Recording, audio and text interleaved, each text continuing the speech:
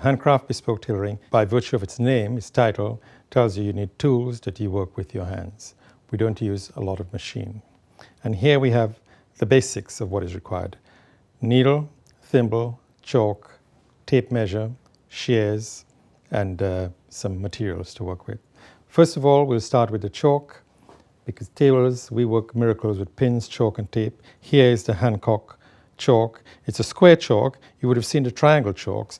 I prefer to work with the square chalks, or the rectangle chalk if you like to be more exact, is because I can use all four sides. I've got four sides to use. It's a little bit more efficient when I'm working. Tape measure, of course, here, both imperial and metric, inches, centimeters. Here I use both, and you'd find that very easy to relate to. Needles. Of course, hand sewing, we need needles. And here is the between needles, John James betweens number 7. Between number 7 and number 9, they're the perfect needle for sewing the various stitches. This number 7 you would find would be more comfortable when you're doing the felling of linings and cross stitches and so on. But when it comes to basting, you'll find number 9 needles are better because it's slightly longer. A lot of the basting is done on the table, so we would need to actually go down and up again. So the needles being slightly longer is essential. Thimbles. Thimble, as you're right-handed, is worn on the middle finger of the right hand. The action of the needle and thimble movement is one complete action. So when you push the needle from the back of the finger. Short ruler for marking out short areas like pockets and so on. And of course we have a yard or a centimeter, or a meter rather, longer rule for the longer lines. The square here, which I use a lot because all the measurements are calculated in 8ths, quarters, and halves. I tend to use 16ths, 8ths, quarters, and halves when I'm drafting patterns, because all the measurements is much more efficient because the measurements are calculated. It's all very traditional, old-fashioned materials and tools. The shears, paper shears for cutting patterns, it's very cleverly designed. You've got a very, very long handle with a short blade. And the object of this here is so that when we're cutting the paper, we won't damage our hands, or the paper won't cut our hands, because pattern paper is very, very sharp. Cutting shears, full cutting shears. This I acquired from Mr. Maurice Sedwell.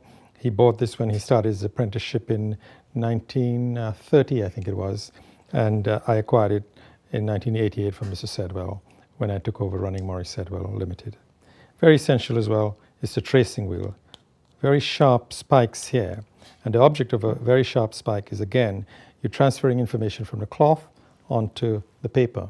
So when we penetrate the cloth like this, and you see there are absolutely no damages at all, the paper is below the cloth so that we transfer the information from the cloth onto the paper to create a master template for each customer.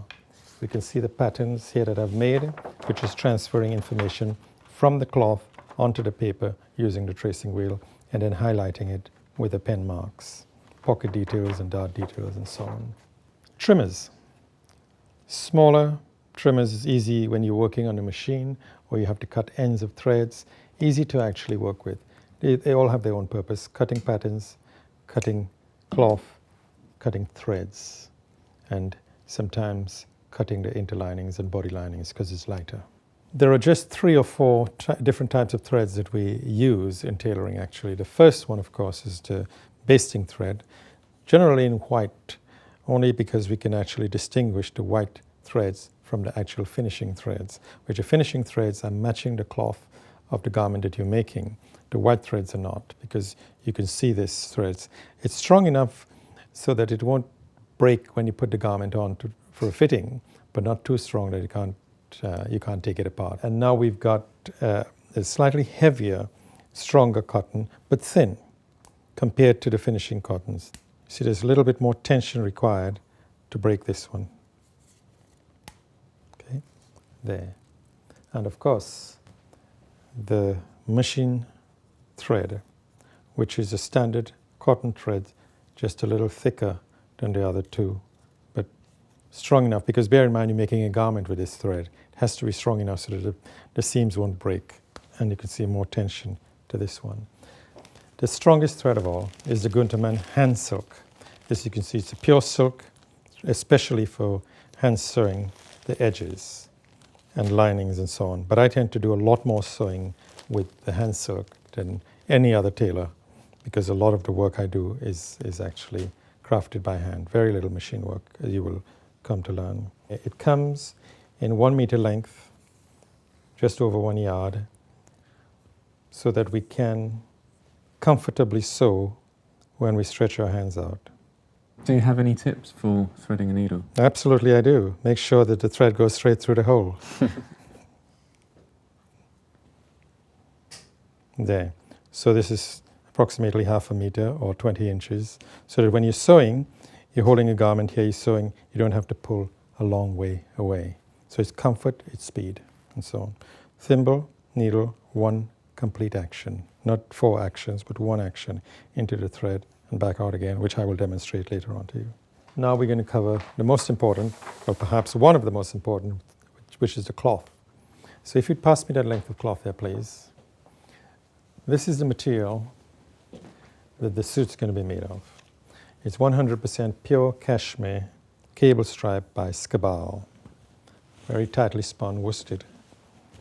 If you feel that, soft, luxurious. This is what we're going to... How heavy is this cloth? This, in ounces, this is approximately 9 ounces, which is a good all year round weight. Very good question. All year round weight. You know, wintertime you'd wear a coat. Summertime perhaps you won't, but you won't want to wear a suit anyway. But this is a good all year round weight when you've got to wear for business. Now here I've decided to set myself a challenge as I teach you how to make a suit. I've chosen to use a stripe cloth. The reason why I've chosen to use a stripe is because I've got to match the stripes, and I'll show you the process of actually cutting the garment to match the stripe all the way through the making process as well.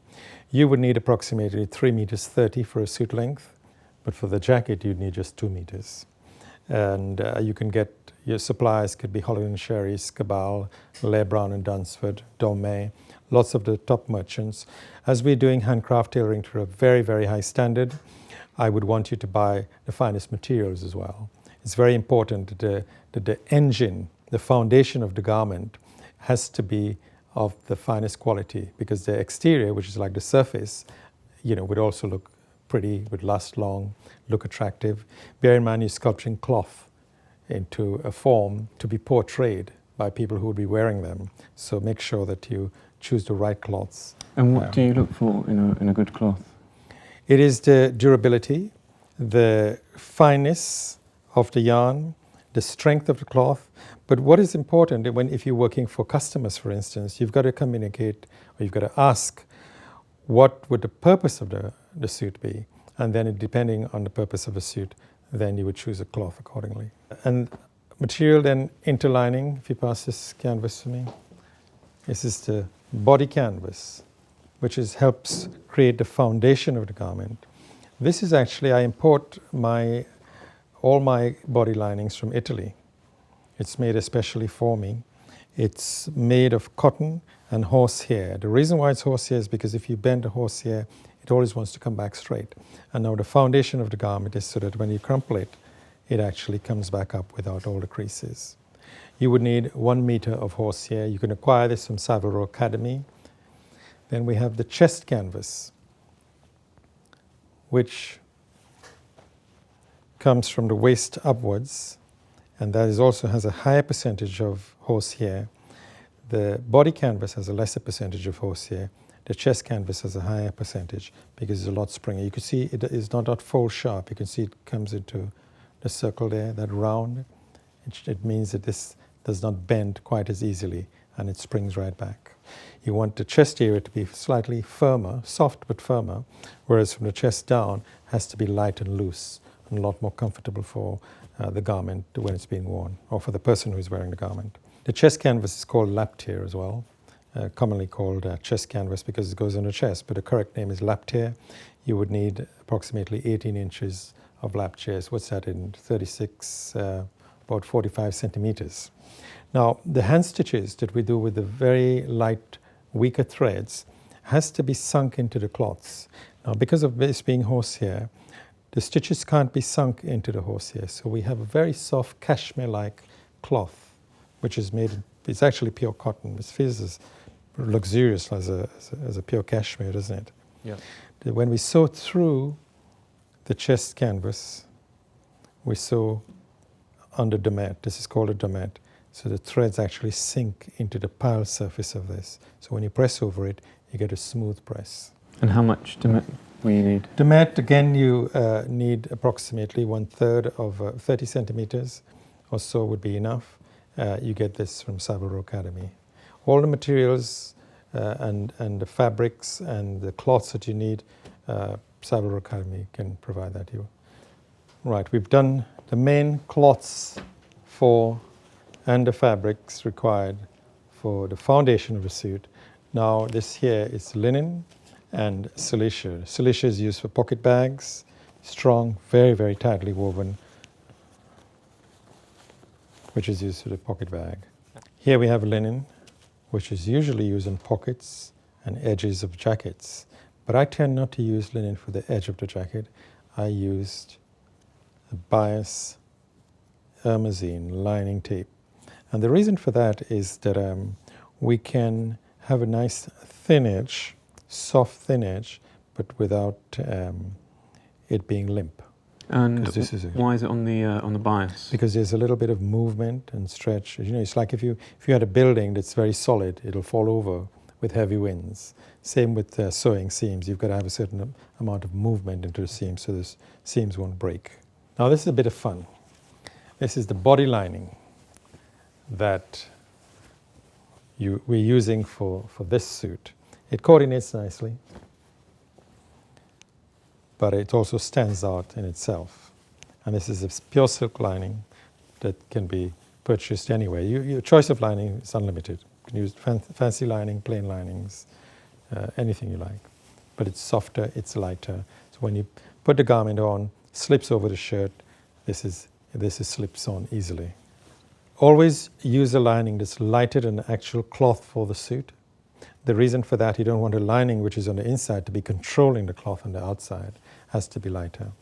There are lots and lots of different qualities and designs that you can choose. The amount that you need should correspond with the amount that you need for the suit. You need 3 meters for a suit, but in this case we're making a jacket, which we need 2 meters. And getting 2 meters of lining is more than you need. To be exact, 1.80 meters of lining. Always be very aware of saving costs. 2 meters it would be okay, but I think 1.80 meters would be just about right.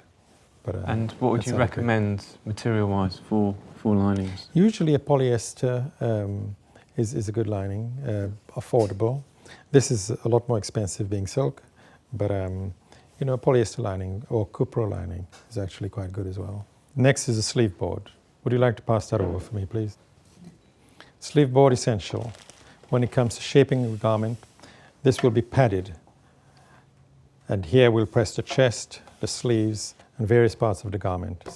You get it closer to you, and you can control whatever you're working on the sleeve board. Where would I find one of these? Well, I tend to have mine made.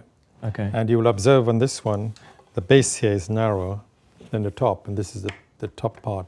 The wider bit is the bit that you need to use. I've seen some on eBay, but they're not quite as big as this. Do they have to be of at least this size? Well, this size it's ideal because here I can get the sleeves into the edge.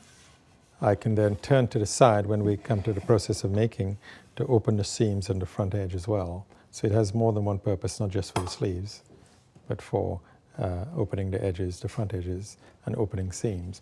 When you don't want to get the weight and the heat of the iron and the rest of the cloth, but just to be focused on the seam that you opened, you use the edge here.